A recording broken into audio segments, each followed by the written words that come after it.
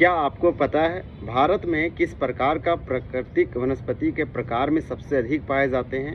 तो एक हमारा देखिए, भारत में प्राकृतिक वनस्पतियों को 5 मुख्य रूपों में बांटा जाता है। उनमें से एक हमारा पर्णपाती वन आता है।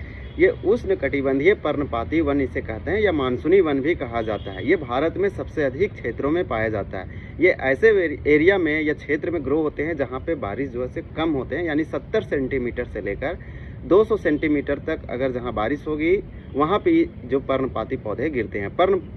ये पर्णपाती या फिर पर्णपाती जो पौधे होते हैं या वन होते हैं वो ऐसे एरिया में ग्रो होते हैं जहाँ पे बारिश कम होती है, शुष्क रीजन रहता है। जैसे अगर हम बात करें इनके, तो आप देखेंगे राजस्थान के कुछ एरिया में भी ये कुछ ग्रो होते हैं।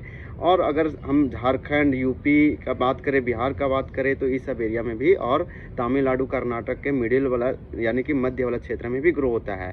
पर्णपाती का मतलब होता है कि पर्ण का मतलब गिरना, फॉल होना, और पाती या पत्ती का मतलब होता है वृक्ष या पौधा का लीव्स या पत्ती, जो कि साल में 6 से 8 सप्ताह के लिए पत्ती जो है पौधे वो गिरा देते हैं। इस प्रकार के पौधों को उष्णकटिबंधीय पर्णपाती वन कहते हैं। और इनके भी 2 प्रकार होते हैं। एक होता है शुष्क पर्णपाती वन। शुष्क पर्णपाती वन जहाँ 70 से 100 सेंटीमीटर तक बारिश होता है, उस क्षेत्र में शुष्क यानी कि उस क्षेत्र में जो पर्णपाती ग्रो होता है, वन जंगल, वहाँ पे जो होता है उसे हम कहते हैं शुष्क पर्णपाती वन। और अगर हम बात करेंगे आर्द्र पर्णपाती वन, ये भी पर्णपाती वन का प्रकार है। यानी पर्णपाती के 2 प्रकार, उसमें हम लोग शुष्क का बात किए जहाँ 70 से 100 सेंटीमीटर तक बारिश होगा उस एरिया में ये ग्रो होगा।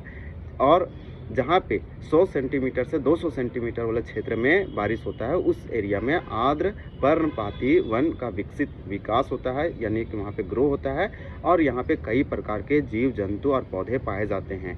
ये बहुत ही इम्पॉर्टेंट पॉइंट है, क्योंकि भारत में मुख्य रूप से 5 प्रकार के प्राकृतिक वनस्पति पाए जाते हैं। प्राकृतिक वनस्पति का मतलब होता है ऐसा क्षेत्र या वन जिसमें मानव के बिना, हस्तक्षेप के बिना वो ग्रो हुआ है, वो सक्षम है विकास होने में। और इसी में हम लोग पढ़ते हैं सदाबहार वन।